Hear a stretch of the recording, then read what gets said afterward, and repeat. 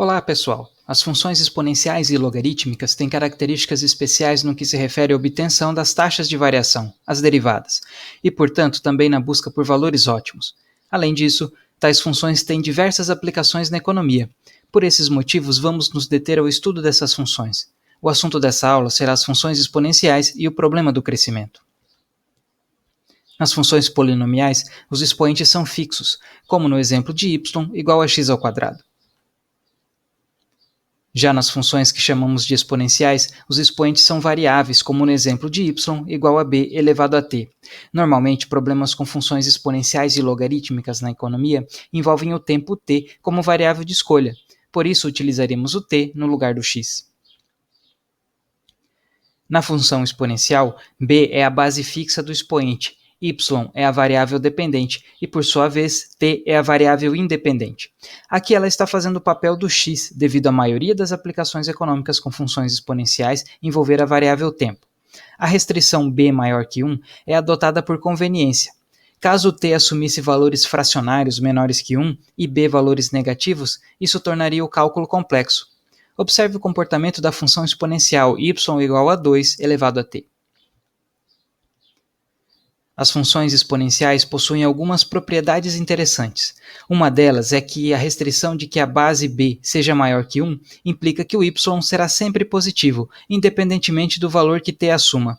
Por isso, podemos expressar qualquer valor positivo como uma potência. Para isso, podemos transformar a base b multiplicando por algum valor a ou mesmo elevando por um determinado valor c, dando origem à generalização da função exponencial y igual a f de t igual a vezes b elevado a c vezes t. Outra propriedade pode ser vista no seguinte exemplo. Observe as duas funções exponenciais, y igual a 2 elevado a t e y igual a 2 vezes 2 elevado a t, ou seja, multiplicamos por 2 a função y igual a 2 elevado a t. Veja que isso implicará que a função y igual a 2 vezes 2 elevado a t terá sempre o dobro do valor em qualquer ponto. Se multiplicássemos por 3 ao invés de 2, seria o triplo do valor. Observe agora quando multiplicamos o expoente por 2. Note que a função y igual a 2 elevado a t precisa do dobro de tempo para alcançar o mesmo valor que a função y igual a 2 elevado a 2 vezes t. Novamente, se multiplicássemos o expoente por 3 ao invés de 2, levaria o triplo do tempo. Apesar de podermos utilizar qualquer base no campo positivo, é muito comum adotar a base natural e, porque ela torna mais fácil os cálculos que envolvem funções exponenciais, como a obtenção da derivada, por exemplo. Com a base natural, a função y igual a b elevado a t se torna y igual a e elevado a t, ou y igual a esp de t, em referência ao exponencial na base natural. O número e tem valor aproximado de 2,71828. Vejamos como é definido o valor da base natural e. Considere a função exponencial f de x igual a e elevado a x. Se aplicarmos a fórmula para calcular a série de Maclaurin para essa função, chegaremos ao resultado de 2,71828 quando calculamos a série para x igual a 1. Passemos ao significado econômico da base natural e. Considere a fórmula de cálculo do valor futuro v, sendo a o valor inicial, r a taxa de juros anual e m é o número de vezes que o valor inicial é capitalizado durante um ano. Para simplificar nosso exemplo, vamos considerar que o valor inicial A é igual a 1 e a taxa de juros ao ano, R, é igual a 100%. Por isso, na fórmula, ela também será igual a 1. Assim, nossa fórmula toma o seguinte formato. Quando aumentamos muito o número de vezes que a taxa de juros é capitalizada no ano, o valor inicial de 1 converge para 2,71828, o valor da base natural.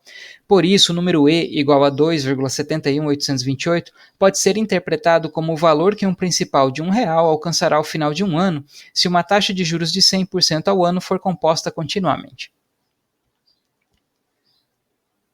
Podemos representar esse resultado da seguinte forma. O valor final V de um principal de 1, capitalizado continuamente durante um ano, a taxa de juros de 100% é 2,71828. Generalizando a fórmula, podemos calcular o valor final para qualquer principal, qualquer taxa de juros e qualquer período.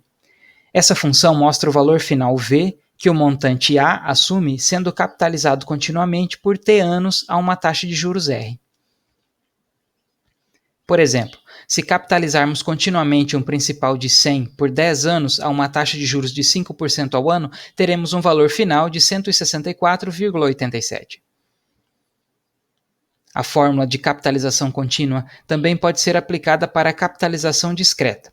Para isso é preciso converter a base B, que será igual a 1 mais I, no exponencial de R. Veremos como fazer isso na próxima aula. A utilização da base natural em juros compostos não é a única aplicação em economia. Pensando no montante A como o valor inicial de população, riqueza, capital físico, etc., podemos interpretar o R como a taxa instantânea de crescimento de V.